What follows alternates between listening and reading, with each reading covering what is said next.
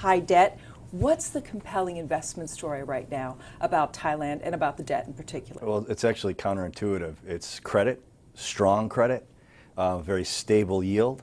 And when you think of emerging markets, you think of big rates of return. Actually, this is lower rates of return in terms of Mexico or some of the other emerging markets, but a very stable credit and a very safe investment and a very scalable investment. There's a ton of liquidity in the Thai market, so institutions can move lots of capital very quickly into the market, and as you said, it's one of the strongest currencies right now, so there's also the currency exposure. And how does that help your investment thesis? I mean, a lot of people, you say Thai baht, and they have flashbacks to the late 90s when we had really an implosion that rippled throughout Asia, Europe, and the U.S. Right. People learn from their mistakes. The Thai government's made a concerted effort since 1997 not to repeat that. You can think of it now, they're on the polar opposite side of the spectrum.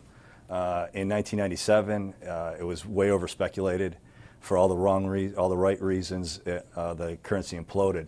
Now we're on the opposite side of that. An example is that right then it was an A- credit rating. Just in March, Fitch upgraded Thailand to BBB+, so we're only one notch from coming all the way back.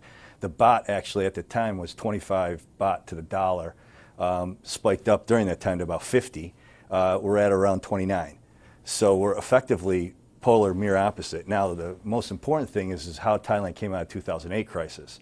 And let's face it, it's happenstance, a lot of it, but they came out of the crisis with an incredibly strong balance sheet in an incredibly strong region of the world, which allows them to have a strong economy at their back that's pushing in this time that they're actually, their credit is actually stronger and their banking system is very strong. But then you also have the region that's also exploding, which is Myanmar, Cambodia, Laos, and then you have the natural influences of the United States and Japan that are pushing in their way, and China pushing in its way, and that's pushing Thailand up.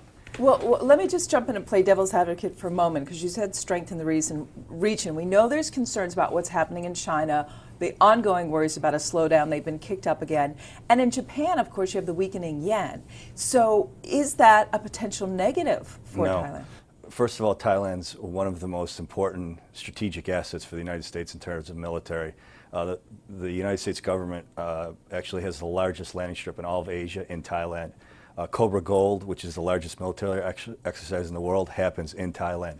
So you have this enormous military strategic interest that's the United States, all of the commercial benefit that's come in, like IBM, big companies with massive manufacturing, and then you have the largest investor in all of Thailand are the Japanese. So their interest is purely commercial. Now you have the Chinese that are also trying to break into the region to go north-south. So they're looking to find clever ways to finance large infrastructure projects that simply help them with the land route. If you look at 600 years ago, Thailand was the center of Asia because of its location. It's a peninsula. Right. You have India that comes over, that's where the Buddhism came from. You had the Chinese that were basically a large population and a strong empire at the time.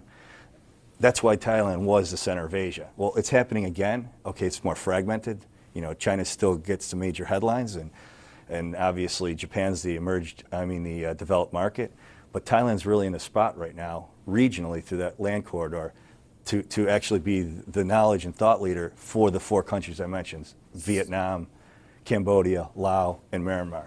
So what sort of returns can you get from the structured debt that you basically, offer? we're marketing, or we structure fixed income. It's a pure fixed income with a fixed yield. Our product's 200 basis points better than governments at all times. So you're looking at a 5.5% Thai baht denominated yield.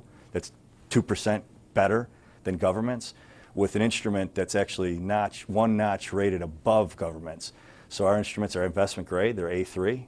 Very boring, stable stuff, but the world's starving for yield because the United States and Europe it's quite obvious, they're keeping rates quite low, trying to rebuild their economy and then inflate their way out of the debt situation. Well, there's where the yield is, with stability.